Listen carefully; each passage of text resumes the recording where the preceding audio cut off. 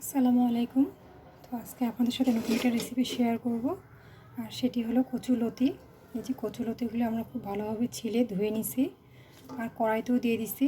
এখানে কি কি মশলা অ্যাড করব সেটাই আপনাদের দেখাবো। তো আমি কি দিয়ে রান্না করতেছি সেটাই দেখাবো। কচুলতি অনেকেরই পছন্দের খাবার, অনেকেরই আবার পছন্দের খাবার না।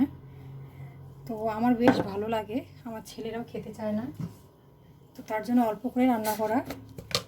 তো এখানে মাছের যা যা মশলা লাগে আমি একে একে সব দিয়ে দিব।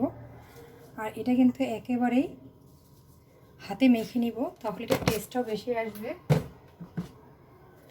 কচুলতিতে কিন্তু আপনার ঝালটাও একটু কম দিব, ঝাল বেশি হলে খেতে ভালো লাগে না। ঝালটা আবার এতটাই কম দিব না যে গলায় ধরে, এটা কিন্তু গলা তো প্রচুর পরিমাণে ধরে, আর গলায় ধরে কিন্তু খেতে ভালো লাগে না।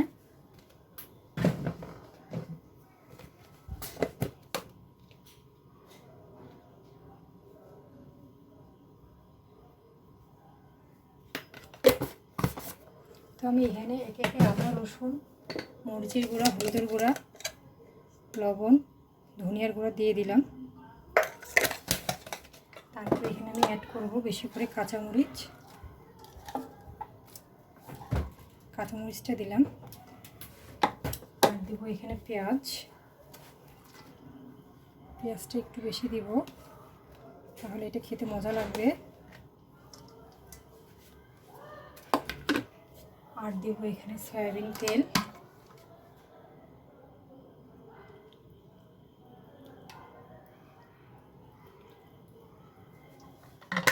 তো এটা এখন আমি হাতে খুব ভালোভাবে মাখবো।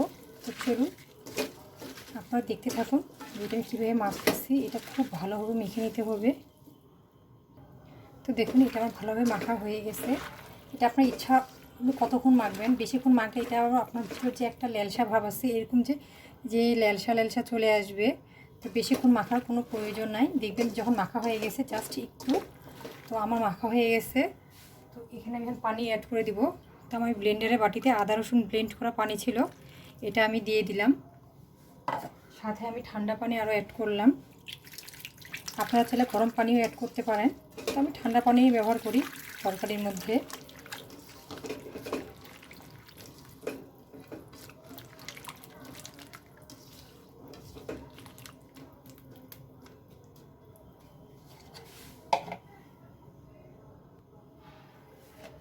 তো আমার পানি এতটুকুই আমি দিয়ে নিলাম, আর পানি অ্যাড করব না।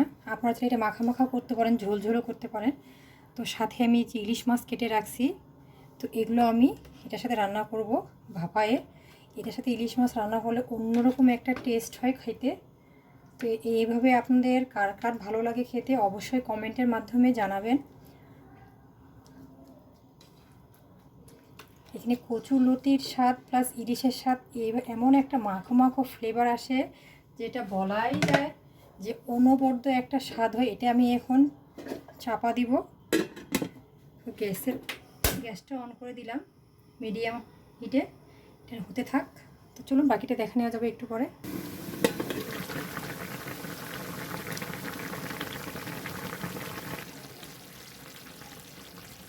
তো আমার রান্না এখন শেষ। দেখুন আমি একটু ঝোল ঝোল রাখবো, আর যেহেতু মাছ দিয়েছি মাছগুলোকে খেতে ভালো লাগবে। এর মধ্যে আমি একটু জিরার ফাঁকি দিয়ে দিলাম অল্প একটু।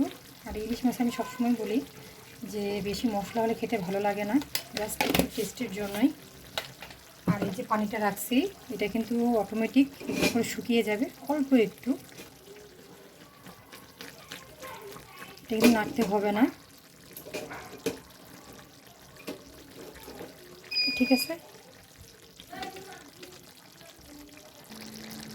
এই যে আমার রান্না। তো ঠিক আছে, বিদায় নিচ্ছি এখনকার মতো। আসসালামু আলাইকুম।